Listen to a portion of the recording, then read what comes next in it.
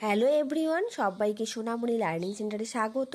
আজকের ভিডিওতে আমি নিয়ে এসেছি রায় ও মার্টিন প্রশ্ন বিচিত্রার সপ্তম শ্রেণীর ভূগোলের সেট 3। এর আগে আমি দুটো সেট করিয়েছি, তোমরা দেখোনি। ভিডিও ডিসক্রিপশন বক্সে লিঙ্ক থাকবে, সেখান থেকে দেখে নিও। তাহলে চলো শুরু করা যাক আজকের পর্বটি। দেখো, একের দাগে বলেছে সঠিক উত্তরটি নির্বাচন করে লেখো। 1 নম্বর প্রশ্ন, তিব্বত মালভূমি একটি। সঠিক উত্তরটি হবে অপশন সি, পর্বত বেষ্টিত মালভূমি। পরের প্রশ্ন 2 দাগ, গ্রস্ত উপত্যকা দেখা যায়। সঠিক উত্তরটি হবে অপশন বি, স্তূপ পর্বতে। পরের প্রশ্ন 3 দাগ, নদীর উচ্চ প্রবাহে সৃষ্ট ভূমিরূপটি হলো। সঠিক উত্তরটি হবে গিরিখাত। গিরিখাত নদীর উচ্চ প্রবাহে সৃষ্টি হয়। পরের প্রশ্ন 4 দাগ, পাশাপাশি প্রবাহিত দুটি নদীর মধ্যবর্তী স্থানকে বলে। Option B, doab. পরের প্রশ্ন 5 দাগ, বেলে মাটির জল ধারণ ক্ষমতা কম। পরের প্রশ্ন 6 দাগ, রেল লাইনের ধারে পড়ে থাকা পাথরগুলি হলো। সঠিক উত্তরটি হবে আগ্নেয়শিলা। পরের প্রশ্ন 7 দাগ, অ্যাটলাস পর্বত ও মধ্যভাগের উচ্চভূমি থেকে সৃষ্ট শুকনো নদীখাত হলো ওয়েসিস। পরের প্রশ্ন 8 দাগ, ব্লু ও হোয়াইট নীলের সংযোগস্থলে অবস্থিত শহরটি হলো। সঠিক উত্তরটি হবে অপশন ডি, খার্তুম। পরের প্রশ্ন 9 দাগ, অ্যাটলাস পর্বতমালার সর্বোচ্চ শৃঙ্গ হলো। সঠিক উত্তরটি হবে option C, mount Toubkal. Mount Toubkal Atlas পর্বতের সর্বোচ্চ শৃঙ্গ। পরের প্রশ্ন 10 দাগ, আফ্রিকার দক্ষিণ দিকে অবস্থিত মরুভূমিটি হলো। সঠিক উত্তরটি হবে অপশন সি, কালাহারি মরুভূমি। এরপর দেখো 2 এর শূন্যস্থান পূরণ করো। 1 নম্বর প্রশ্ন, ইউরোপের আল্পস একটি ড্যাশ ভঙ্গিল পর্বত। উত্তর লিখবে নবীন ভঙ্গিল পর্বত।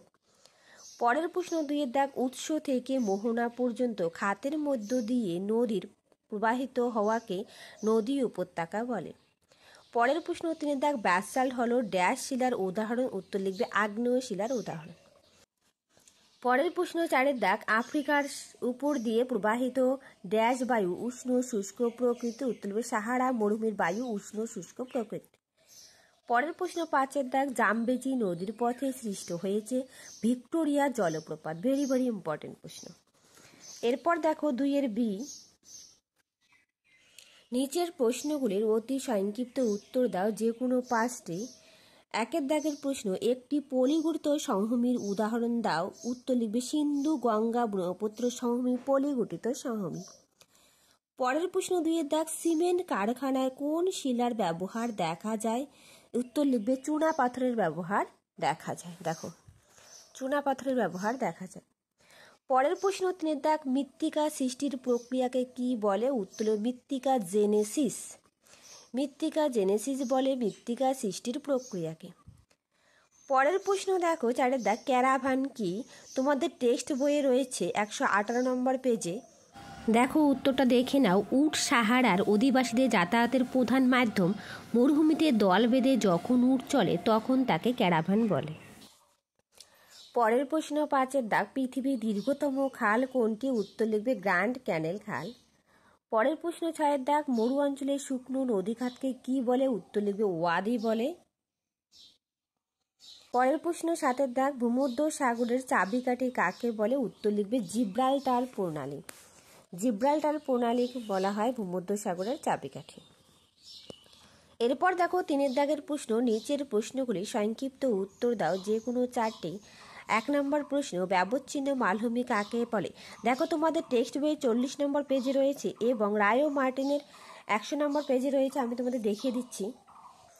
দেখো, রায় ও মার্টিনের 100 নম্বর পেজে নিচের দিকে কোনো বিস্তীর্ণ মালভূমি অঞ্চলে কতগুলো নদী উপত্যকা দ্বারা ক্ষয়প্রাপ্ত হয়ে বিচ্ছিন্ন হলে তাকে ব্যবচ্ছিন্ন মালভূমি বলে। এইটুকু লিখবে।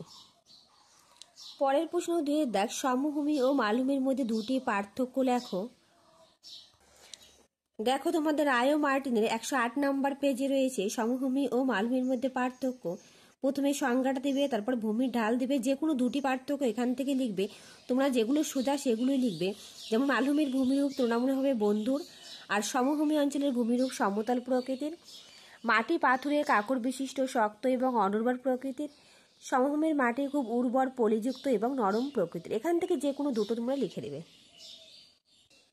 পরের প্রশ্ন 3 দাগ, নদীর মোহনায় বদ্বীপ সৃষ্টি দুটি শর্ত উল্লেখ করো।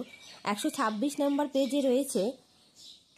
দেখো, রায় মার্টিনের 126 নম্বর পেজের নিচের দিকে নদীর মোহনায় বদ্বীপ কিভাবে গঠিত হয় চিত্রসহ লেখো। এই যে প্রশ্নটা দেওয়া আছে, এখান থেকে শুরু করবে, শুরু করে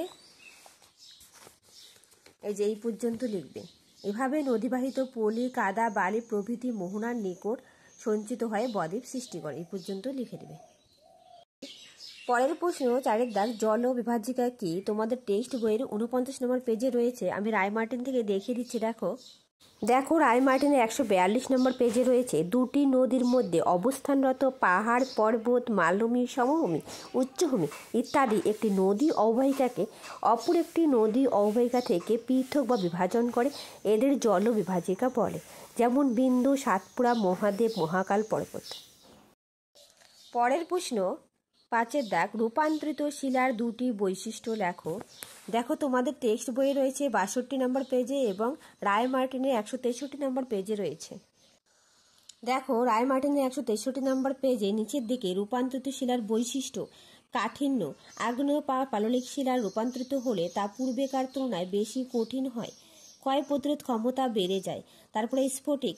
আগ্নেয় শিলা রূপান্তরিত হলে আরও মসৃণ চকচকে স্ফটিকগুলি সুস্পষ্ট হয়ে ওঠে। জীবাশ্মের অনুপস্থিতি, অর্থাৎ রূপান্তরিত শিলায় জীবাশ্ম দেখা যায় না। চিহ্ন। রূপান্তরিত শিলায় অনেক সময় সূক্ষ্ম পাতের বিন্যাস বা মোটা স্তরের দাগ দেখা যায়। খনিজের উপস্থিতি। রূপান্তরিত শিলায় শিলামধ্যস্থ খনিজ পদার্থগুলি পুনর্বিন্যাস হয়। এই কয়েকটা লিখে দেবে। পরের প্রশ্ন 6 দাগ, বহুমুখী নদী পরিকল্পনা কাকে বলে? দেখো, তোমাদের টেক্সট বই 114 নম্বর পেজে রয়েছে।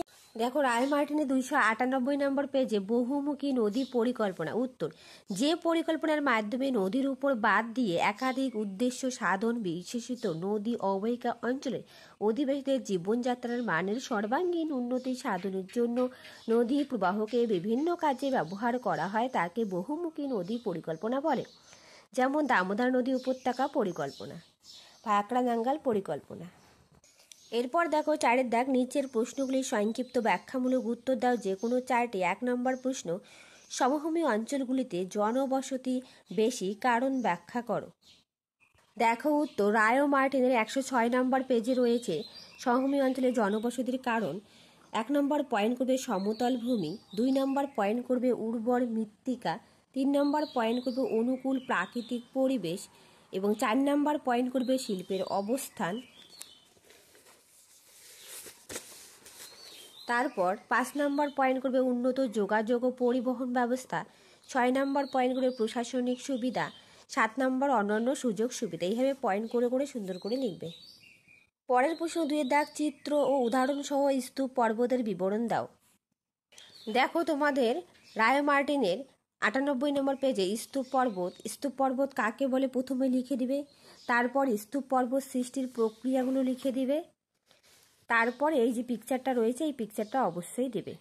ঠিক আছে, যে গ্রস্ত উপত্যকা কীভাবে সৃষ্টি হয়, উত্থিত অংশ, স্তূপ পর্বত, গ্রস্ত উপত্যকা খুব সুন্দর করে আঁকবে।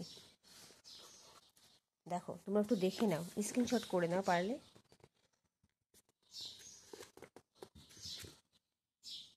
পরের প্রশ্ন 3 দাগ, মাটি সৃষ্টির নিয়ন্ত্রক হিসাবে শিলা, জলবায়ু ও ভূপ্রকৃতির ভূমিকা লেখো।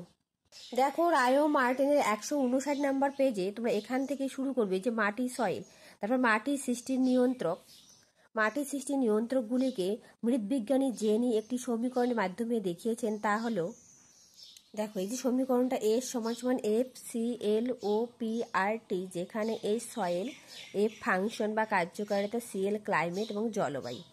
তোমরা এই জলবায়ু লিখতে বলেছি তোমাদের, আর কি লিখতে বলেছে? শিলা হিসেবে জলবায়ু, ভূপ্রকৃতি। তোমরা জলবায়ু, এই যে জলবায়ু নিচের দিকে আর হচ্ছে ভূপ্রকৃতি নিচের দিকে, এই দুটো পার্ট সুন্দর করে লিখে দিবে। পরের প্রশ্ন 4 দাগ, অন্ধকারাচ্ছন্ন মহাদেশ কাকে বলে ও কেন বলা হয়?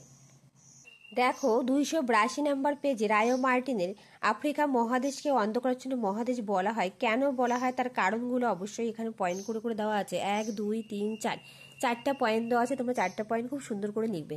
দেখো, 1 নম্বর পয়েন্ট বলছে আফ্রিকা মহাদেশের উত্তরে সাহারা মরুভূমি, দক্ষিণে কালাহারি ও নামিব মরুভূমি অবস্থান করছে। 2 দেওয়া আছে আফ্রিকার মধ্যভাগ জুড়ে রয়েছে দুর্ভেদ্য অরণ্য অঞ্চল বা বিভিন্ন ধরনের হিংস্র জীবজন্তু ও কীট পতঙ্গের বাসস্থান। 3 দেওয়া আছে আফ্রিকার বিভিন্ন অংশে সড়কপথ, জলপথ এবং রেলপথ ব্যবস্থার অত্যন্ত অনুন্নত হওয়ায় অধিকাংশ স্থানে দুর্গম।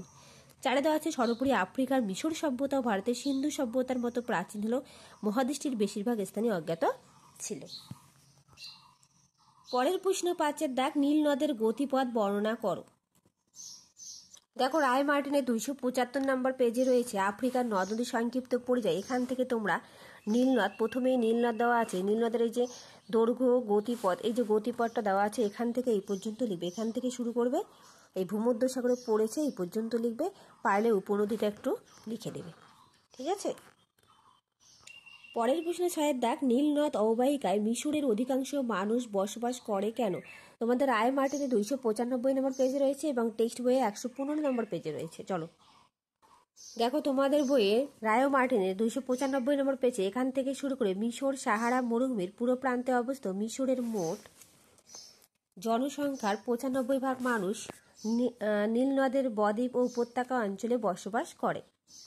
তোমরা এখানে পয়েন্ট করে করে লিখবে কারণগুলো: উর্বর প্লাবনভূমি সৃষ্টি, তারপর পয়েন্ট করবে কৃষিকাজ সহায়ক, তারপর পয়েন্ট করবে পরিবহন সহায়ক, তারপর পয়েন্ট করবে শিল্প স্থাপনের সহায়ক, তারপর পয়েন্ট করবে জলবিদ্যুৎ উৎপাদন, তারপর পশুপালন সহায়ক, জনবসতি স্থাপন, মরুভূমির বিস্তার, এই পর্যন্ত লিখে দেবে। এরপর দেখো 5 দাগের প্রশ্ন, নিচের প্রশ্নগুলির উত্তর দাও যে কোনো দুটি। 1 নম্বর প্রশ্ন, নদীর উচ্চগতি, মধ্যগতি, নিম্নগতির সঙ্গে মূলত ক্ষয়, পরিবহন ও সঞ্চয় কাজ যথাক্রমে প্রাধান্য পায় কেন? দেখো টেক্সট বইয়ে রয়েছে 56 নম্বর পেজে এবং রায় মার্টিন 123 নম্বর পেজে। চলো আমি দেখিয়ে দিচ্ছি। দেখো রায় মার্টিন 123 নম্বর পেজে রয়েছে, এখান থেকে শুরু করবে। ভূপৃষ্ঠের কোনো আদর্শ নদীর 3টি প্রবাহ পথ লক্ষ্য করা যায়: 1 উচ্চ প্রবাহ বা পার্বত্য প্রবাহ, 2 মধ্য প্রবাহ বা মালভূমি, 3 নিম্ন প্রবাহ বা সমভূমি প্রবাহ। তারপর আদর্শ নদীর বিভিন্ন প্রবাহ ভিত্তিক মুখ্য কার্যাবলী। কোনো আদর্শ নদীর সমগ্র প্রবাহ পথে নিম্নলিখিত 3টি কার্যাবলী মুখ্য, যেমন এই যে ক্ষয় কার্য, বহন কার্য, তারপর হচ্ছে সঞ্চয় কার্য। এই 3টা কার্য তোমরা খুব সুন্দর করে লিখে দেবে। এরপর দেখো 2 দাগের প্রশ্ন, নদীর নিম্ন গতিতে সঞ্চয় কার্যের ফলে সৃষ্ট ভূমিরূপ চিত্র সহ বর্ণনা করো।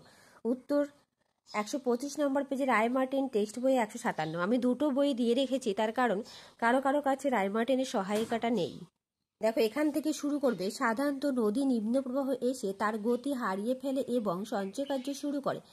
নদীর নিম্ন প্রবাহে সঞ্চয় কার্যের ফলে গঠিত ভূমিরূপগুলি প্লাবনভূমি, ছবিটা অবশ্যই দেবে, স্বাভাবিক বাঁধ বা লেভি, বালুচর, বিনুনি নদী এবং অশ্বক্ষুর আকৃতির হ্রদ। এই কয়েকটা পয়েন্ট খুব সুন্দর করে তোমরা লিখে দেবে। পরের প্রশ্ন 3 দাগ, আফ্রিকা মহাদেশে নিরক্ষীয় ভূমধ্যসাগরের সন্নিহিত অঞ্চলে স্বাভাবিক উদ্ভিদ কিভাবে জলবায়ু দ্বারা নিয়ন্ত্রিত হতে হয় তা ব্যাখ্যা করো। চলো উত্তরটা দেখে নেওয়া যাক। দেখো 278 নম্বর পেজে এখান থেকে তোমরা নিরক্ষীয় জলবায়ু অঞ্চলটা লিখবে, অবস্থান, বৈশিষ্ট্য লিখবে, উষ্ণতা, ভূপ্রকৃতি, তারপর বৃষ্টিপাত, তারপর উষ্ণতার প্রসর, ঋতুভেদ, এগুলো লিখে দেবে, ঠিক আছে। তার পরের পেজে চলে আসবে। দেখো নিচের দিকে রয়েছে ভূমধ্যসাগরীয় জলবায়ু অঞ্চল। এখান থেকে অবস্থান, বৈশিষ্ট্য, প্রকৃতি, বৃষ্টিপাত, এগুলো লিখে দেবে এই কয়েকটা জিনিস। পরের প্রশ্ন 4 দাগ, আফ্রিকা মহাদেশের জলবায়ু ও স্বাভাবিক উদ্ভিদের বৈচিত্র্যের কারণ লেখো।